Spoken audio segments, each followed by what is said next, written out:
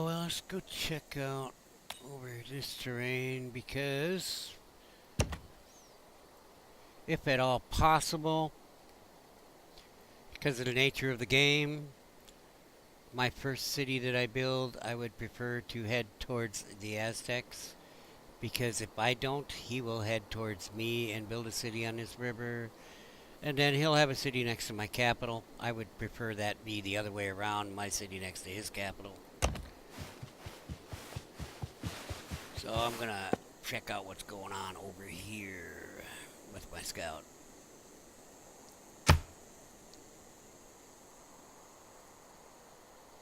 Come on, buddy, just stay right next to that slinger. Move forward one square. You can do it. I know you want to die. You bum. The number of faithful has grown, and it is time for us to define our beliefs. Let us choose a pantheon to worship. Okay, we'll do that.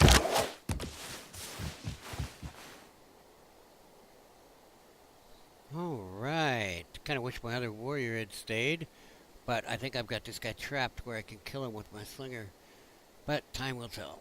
I mean, if he moves, he's got 3 moves, so he could theoretically get away from me. We'll have to see.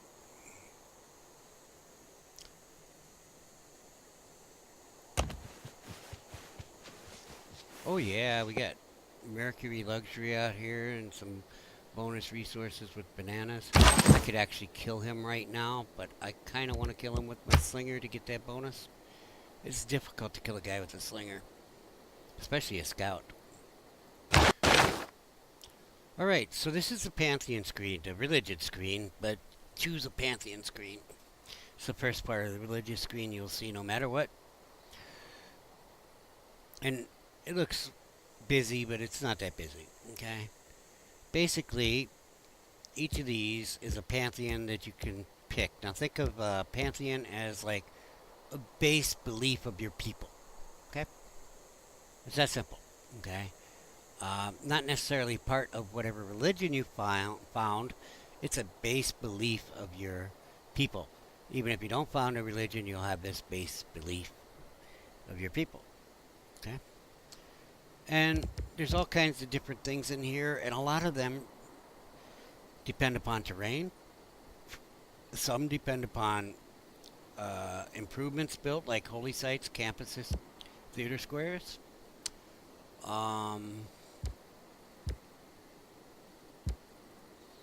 Improvements that you build, like camps, quarries, pastures,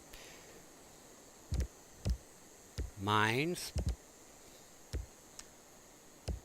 Some of them depend upon, being by a holy site district to heal plus 30.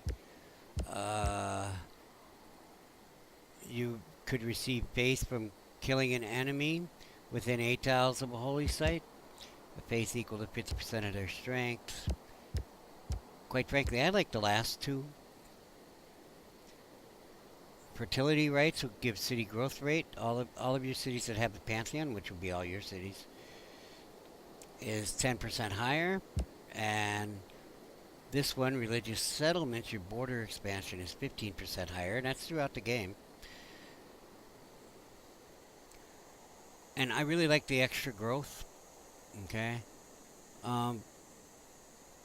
Whether we get hanging gardens or not, it'll be nice to have the 10%. The hanging gardens would be an extra 15%. That'd be a 25% growth rate. That's pretty good. Okay. Of course, you have to worry about keeping your people happy and feeding them. Okay. But I think I can handle it. So I'm going to choose fertility rights. And you'll see it went up here. I could reselect beliefs if I want. Now I have to scroll down and do it again. Oh, broke my finger. Okay.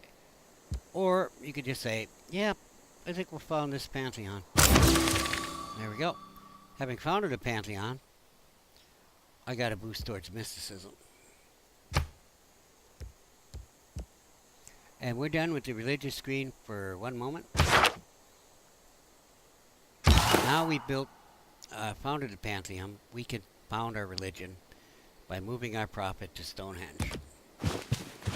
Now not worried about him getting whacked because he's about to disappear. Okay? And you'll see this found religion button. And once he's on that highlighted tile, which could also be a holy site, but in our case, we don't have a holy site yet, but we can do it on Stonehenge, we will find out Great Prophet has disappeared, and now we get to choose a religion. And I think I'll choose Catholicism. And I won't change the name, but there are some down here where you have to enter the name, just little icons that you can use. Okay. Catholicism, all this is an icon and a name. Okay. And we get to choose what the religion is and about. Okay. This is just an icon and a name. Okay. And you know what? I'm going to go with Judaism instead. Okay, I think when the Roman Empire started, there was no Christianity, right? Because Pontius Pilate and the washing of the hands and all that, right? Yeah. This is 2560 BC. I'm pretty sure that guy that got killed was like, 30, 80 or something like that. Okay, so that's all this is. It's an icon and the name. That's all you've chosen. You haven't chosen anything else. So once you're satisfied with your icon and your name, there you go. Confirm. Now you get to pick properties of the religion, and as you can see, this is very similar to the Pantheon screen. Okay? And I like work ethic. Okay?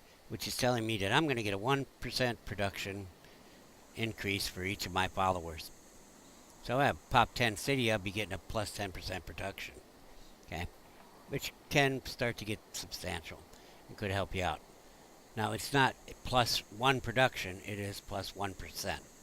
Okay? So that's what I'm taking. And I like to get a building, and if you get a religion early, there are like 6 different buildings. It looks like I'm the first guy. Okay? There's 7 different buildings that you could choose from. And I'm just going to pick Cathedral, which gives me extra faith. And the bonus is just having a slot for religious art. Other ones, like this, will give you food. And actually, you know what? I'm kind of thinking maybe I'll go Meeting House instead. Since I got that 1% production on that, I can get a plus 2 production if I build a Meeting House in my holy site. Yeah. Growth, production. You know what? Normally I like to have that slot for religious art, but I never seem to fill them all up. I might as well pick this Meeting House. So then I could reselect those 2 things if I wanted to. Oh, well, I could reselect this, okay, just the icon and the name. I could reselect these if I want to. My Pantheon is set. I can't change that. Okay. Or I could just say, yeah, this is what I want. I want all this extra production. I'm going to found that. Having founded a religion by my great prophet, okay, it inspired deeper thought in the nature of the divine, and my progress towards theology just advanced. So I've got a boost towards mysticism and theology now. We're kicking it. All right. So the cities following my religion, which was just founded, my holy city of Rome, has 2 followers in it. We only have a population of 3. The city growth rate is 10% higher. And we just increase our production a little bit. With the 1% thing, we've increased it by 2%. Which, with our production, is probably not that significant, but over time, that will grow as our city grows.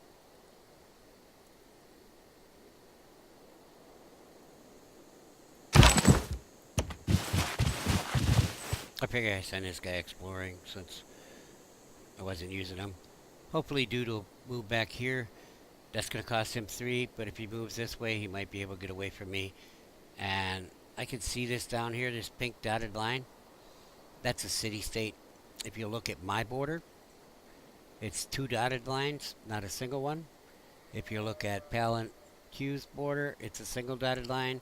If you look at Aztec's border, it's a double dotted line again. So I know that this is a city-state. I don't know what city-state it is. I haven't met them yet. And after I kill this scout, I'm going to go find out. Okay. But he won't be able to move north to avoid me. He has to come down here. 9 times out of 10, if he moves 3 tiles, I won't be able to kill him. I won't catch him. But just like before, I'm going to try. If he moves north, he's dead.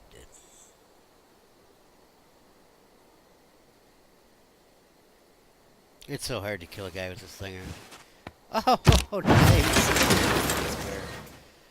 So now we're going to get that bonus for archery.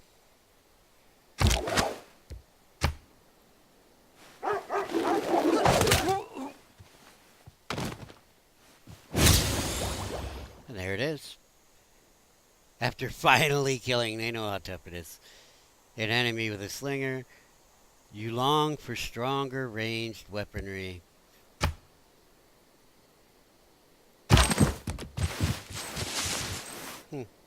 I thought there'd be a barbarian outpost here, but maybe somebody killed it.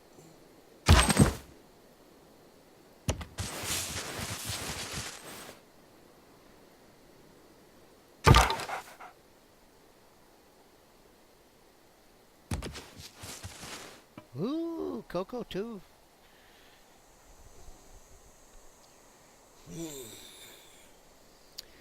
Well, what I don't want to do when I put a city down is leave a gap.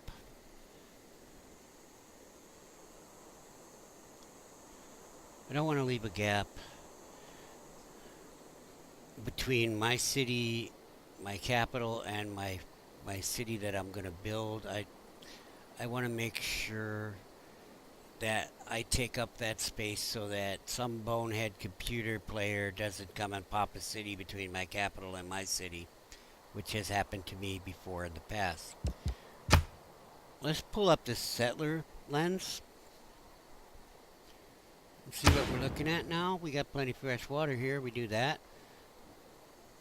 But you'll see the red squares. Those belong to my capital. These red squares are mountains you can't build on. But basically this is saying, well, I can't build a settlement here. I have to build it at least this far. Okay. And if you look, we're now able to see exactly how far Rome can expand if I don't overlap it with a city. Okay? Every one of these red tiles here will be within the borders of the city of Rome. Okay? In the end, when my borders finally expand completely out.